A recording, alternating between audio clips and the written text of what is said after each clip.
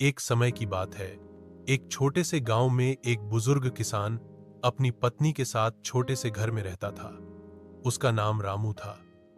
रामू बहुत मेहनती था, लेकिन उसकी उम्र अब ढल चुकी थी और शरीर भी थकने लगा था। फिर भी वह रोज सुबह उठकर खेतों में काम करता था।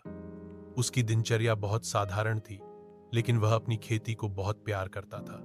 उसकी जिंदगी में एक खास बात थी, उसकी बगिया। वह हर दिन अपने बगिया में बागबानी करता था।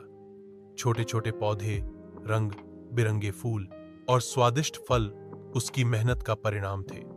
उसका दिल खुशी से भर जाता जब वह अपनी बगिया को देखता, जैसे वह अपने जीवन के साथ एक गहरी जुड़ाव महसूस करता था। एक दिन गांव में एक बड़ा तूफान आया। तेज हवाएं चलने लगी और बारिश की बूंदें जोरों से गिरने लगी। रामू अपनी बगिया की सुरक्षा के लिए दौड़ा, लेकिन तूफान बहुत भीषण था। उसकी बगिया को भारी नुकसान हुआ। रामू बहुत दुखी हुआ, लेकिन उसने हार नहीं मानी। अगले ही दिन वह अपने टूटे फूटे पौधों को फिर से ठीक करने में जुट गया। उसने विश्वास किया कि जब तक वह मेहनत करता रहेगा, उसकी मेहनत का फल उसे मिलेगा। गांव के लोग उसे देखकर हैरान हो गए।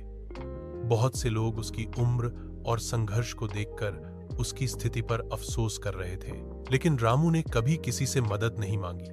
वह जानता था कि कठिनाइयां आती हैं, लेकिन उन्हें पार करने के लिए धैर्य और मेहनत सबसे जरूरी होते हैं। कुछ महीनों बाद उसकी मेहनत रंग लाई।